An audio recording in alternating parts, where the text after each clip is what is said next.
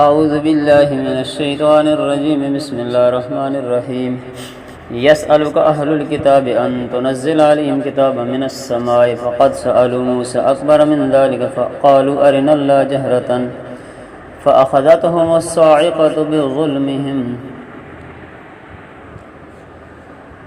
اس سے پہلے یہود کی بد اعتقادیوں کا ذکر اس سے پہلے ہوا ہے۔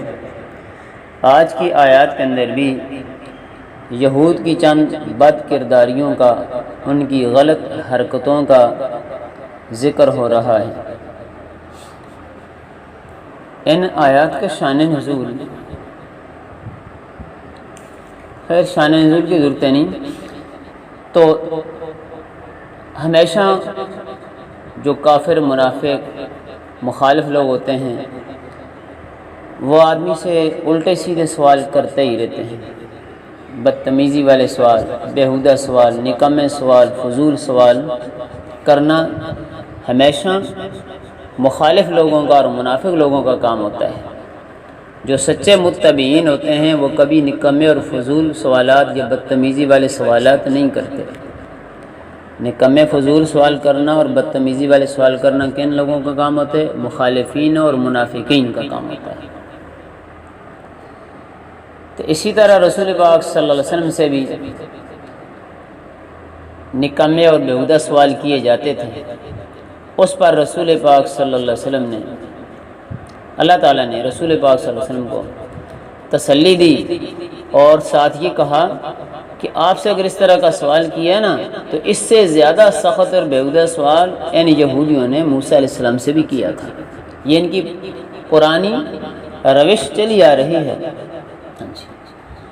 یسألک اہل الکتاب ان تنزل علیہم کتابا من السماء، فرمائیے اہل کتاب آپ سے کہتے ہیں کہ ان کے اوپر کتاب نازل کی جائے، لکھی لکھائی یک مشت، یعنی قرآن مجید تو تھوڑا تھوڑا کر کے نازل ہوئے نا، تو وہ کیا کہتے تھے؟ جس طرح تورات انجیل ایک ہی بار لکھی لکھائی کتاب مکمل نازل ہوئی ہے، قرآن بھی اس طرح نازل ہو تو ہم مانیں گے، نہ ماننے والے حجتیں کیا کرتے ہیں۔ اس پر اللہ تعالیٰ نے یہ کہا کہ اس سے بھی زیادہ بیہودہ سوال تو ان یہودیوں نے حضرت موسیٰ علیہ السلام سے کیا تھا۔ کیا کیا تھا؟ جب موسیٰ علیہ السلام کوہ طور سے واپس آئے وہی الہی اللہ کا پیغام لے کر کے، انہوں نے کیا کہا؟ ہم جب تک خود اپنے کانوں سے اللہ کا کلام نہیں سنیں گے تو ہم آپ کی بات نہیں مانیں گے۔ موسیٰ علیہ السلام قوم میں سے 70 بندے چنے اور ان کو کوہ طور پر جا کر لے گئے، اور وہاں جا کر کے انہوں نے یہ بدتمیزی کی کہ ہم اللہ کو آنکھوں سے دیکھیں گے تو پھر مانیں گے۔ اتنی بڑی جرأت اور بدتمیزی، جس پر وہیں ان پر بجلی گرائی گئی، بعض روایتوں میں کہ مار دیے گئے اور بعضوں میں کہ بے ہوش ہو گئے۔ اس کی تفصیل سورہ بقرہ میں گزر چکی ہے۔ وہاں دراصل فرمایا فقد سألوا موسیٰ اکبر من ذلک، اس سے بڑے سوال یار موسیٰ سے کر چکے ہیں۔ فقالوا ارنا اللہ جہرۃ، انہوں نے کہا کہ ہم اللہ کو سامنے دیکھیں گے تو پھر مانیں گے۔ فاخذتهم الصاعقۃ بظلمهم، ان کے گناہ اور نافرمانی کی وجہ سے بجلی نے آ پکڑا ان کو۔ ثم اتخذوا العجل من بعد ما جاءهم البینات، اور انہوں نے بچڑے کو بھی پوجا جبکہ ان کے پاس واضح معجزات آ چکے تھے۔ معجزات کا مشاہدہ کرنے کے بعد بھی انہوں نے بچڑے کی پوجا کی۔ فعفونا عن ذلک، اللہ فرماتے ہیں اس پر بھی میں انہوں نے معاف کیا۔ وآتینا موسیٰ سلطانا مبینا، ہم نے موسیٰ علیہ السلام کو صریح اور واضح غلبہ عطا کیا۔ ورفعنا فوقهم الطور بمیثاقهم، اسی طرح ان کی غلط حرکتوں اور کرتوتوں میں سے یہ بھی ہے جب وہ نافرمانی پر اتر آئے تو ان کو منوانے کے لیے کوہ طور پہاڑ کو ان کی بستی کے اوپر اٹھا لیا گیا تھا۔ اللہ نے فرشتے کو حکم دیا، فرشتے نے ان کی بستی کو اس طرح پر سے اٹھایا، پہاڑ کو اٹھایا ان کی بستی کے اوپر، اور کہا کہ مانتے ہو کہ نہیں مانتے؟ پہاڑ اٹھایا ان کے اوپر، مانتے ہو کہ نہیں مانتے ہو؟ سب نیچے سجدے میں گر گئے، ہم مانتے ہیں۔ ان سے کول قرار لیا، اس وقت انہوں نے ڈر کی وجہ سے قول قرار کر لیا، لیکن بعد میں پھر وہی کرتوت، وہی حرکتیں۔ ورفعنا فوقهم الطور بمیثاقهم وقلنا لهم ادخلوا الباب سجدا، اور اسی طرح انہوں نے جب مطالبہ کیا تھا تو کہا اس شہر میں داخل ہو سجدہ کرتے ہوئے، جھک کر کے۔ وقلنا لهم لا تعدوا في السبت، اسی طرح ان سے کہا گیا تھا کہ ہفتے والے دن تم نے نافرمانی نہیں کرنی، یعنی مچھلی کا شکار نہیں کرنا۔ انہوں نے یہ بھی نافرمانی، یہ ساری تفصیلات سورہ بقرہ میں گزر چکی ہیں، اس لیے دوبارہ اس کی تفصیل کی ضرورت نہیں ہے۔ وَأَخَذْنَا مِنْهُم مِّيثَاقًا غَلِيظًا، ہم نے ان سے بڑا مضبوط وعدہ لیا تھا لیکن وہ کسی وعدے پر قائم نہ رہے۔ فَبِمَا نَقْضِهِم مِّيثَاقَهُمْ، اور ان کو یہ جو سزا ملی کہ ان پر لعنت بھی کی گئی، قابل لعنت ٹھہرے، اور ان کی شکلیں بھی بگاڑ دی گئیں، یہ ساری سزاؤں کے مستحق کیوں ٹھہرے؟ یعنی کہ یہی غلط حرکتیں تھیں جن کا کچھ ذکر پہلے ہوا اور کچھ آگے ہو رہا ہے، ان کی اس وعدہ خلافی کی وجہ سے۔ وَكُفْرٍ بِآيَاتِ اللَّهِ، اور اللہ کی آیات کا انکار کرنے کی وجہ سے۔ وَقَتْلِهِمُ الْأَنْبِيَاءَ بِغَيْرِ حَقٍّ، اور انبیاء کو ناحق قتل کرنے کی وجہ سے۔ وَقَوْلُهُمْ قُلُوبُنَا غُلْفٌ، اور وہ یہ کہتے تھے ہمارے دل غلافوں میں لپٹے ہوئے ہیں۔ کیا مطلب؟ اپنی اصل میں تو ان کی بدبختی تھی، لیکن وہ اس کو ایک فخر کے طور پر بیان کرتے تھے کہ ہمارے دل نے اس طرح پردوں میں لپیٹے ہوئے ہیں کہ تیری بات ہمارے دلوں میں نہیں اترے گی، حالانکہ یہ ان کی بدبختی تھی، اللہ کی طرف سے یہ تالے لگے ہوئے تھے۔ یہ بات فخر کے طور پر بیان کرنے کی نہیں، یہ تو قابل افسوس بات ہے، لیکن وہ اس کو قابل فخر کے طور پر بیان کرتے تھے ہمارے دل غلافوں میں لپٹے ہوئے ہیں، پردوں میں لپٹے ہوئے ہیں، تیری بات ہمارے دلوں میں نہیں اترے گی۔ اللہ نے جواب دیا بل طبع اللہ علیہ بکفرہم، ایسی بات نہیں ہے، بلکہ اصل بات یہ ہے کہ تمہارے دلوں پر اللہ کی طرف سے مہریں لگا دی گئی ہیں۔ فلا یؤمنون الا قلیلا، ان میں سے بہت کم لوگ ایمان لائے۔ وبکفرہم وقولہم، اور ان کے اس کفر کی وجہ سے ایک اور بڑا کفر، وہ کون سا کفر؟ اس کی وضاحت اگلے جملے میں ہے کہ انہوں نے حضرت مریم علیہ السلام پر بہتان لگایا۔ وقولہم علی مریم بہتانا عظیما، کہ بہت بڑا طوفان اور بہتان انہوں نے حضرت مریم علیہ السلام پر لگایا۔ وقولہم انا قتلنا المسیح عیسی ابن مریم، اور ان کی یہ بھی بدتمیزی اور جھوٹ کہ ہم نے عیسیٰ بن مریم کو قتل کر دیا، سولی چلا دیا۔ وما قتلوہ وما صلبوہ، اللہ فرماتے ہیں نہ تو عیسیٰ علیہ السلام کو قتل کیا گیا ہے نہ ہی سولی چڑھایا گیا ہے۔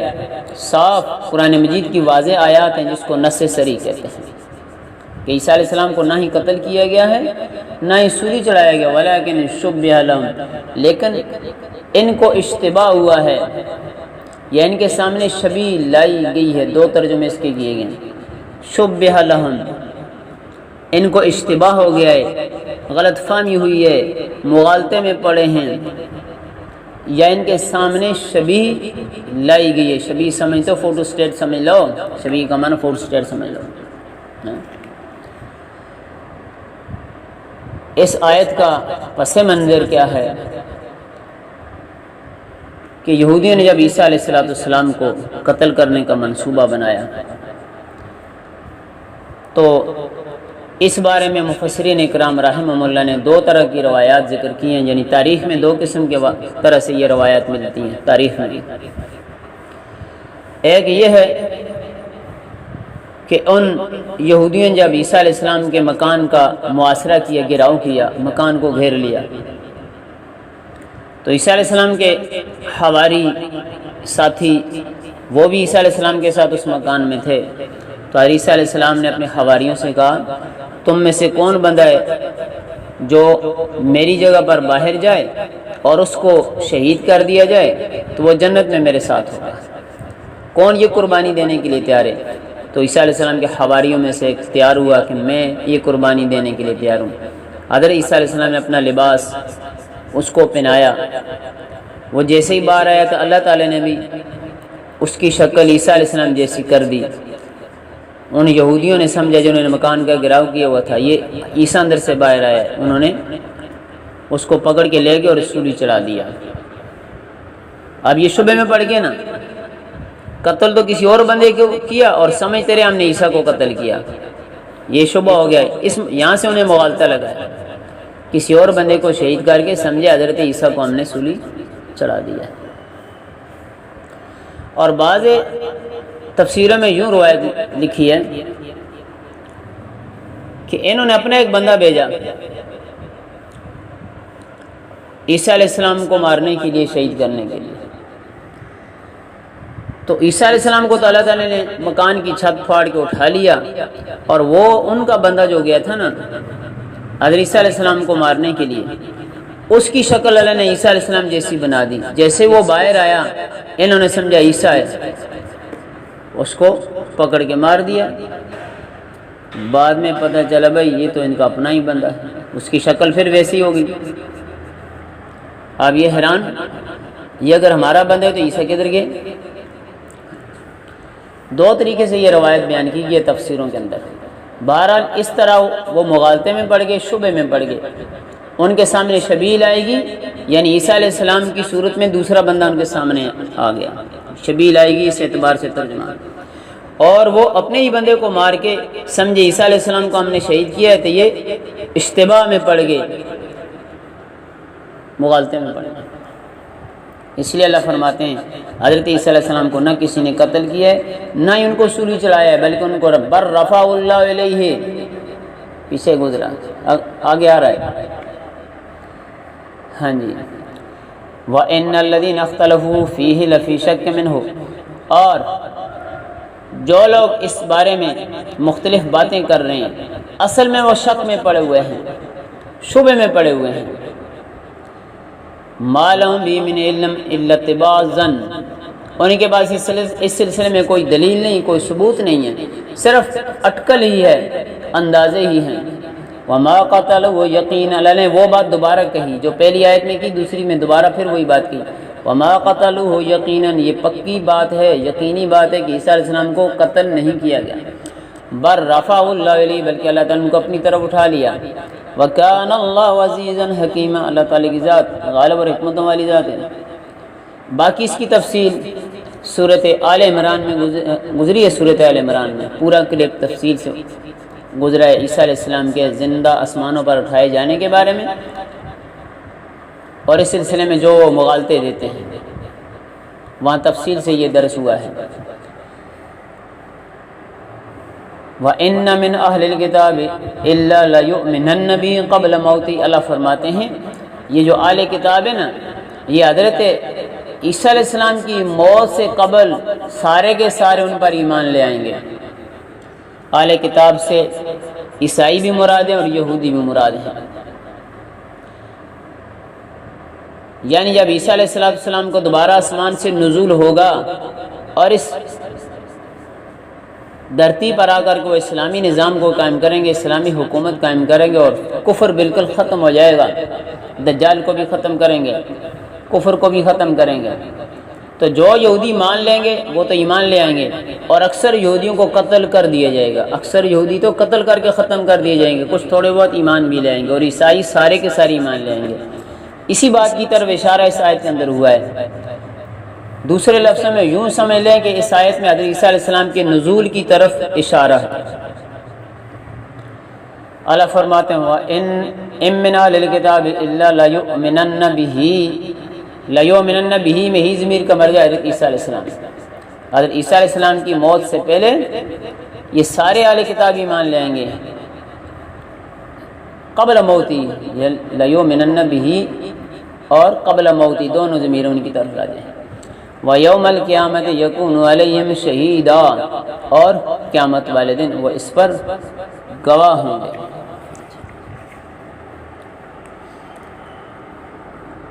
اللہ تعالی ہمیں اپنی کتاب کو سیکھنے کی اور عمل کی توفیق عطا فرمائے۔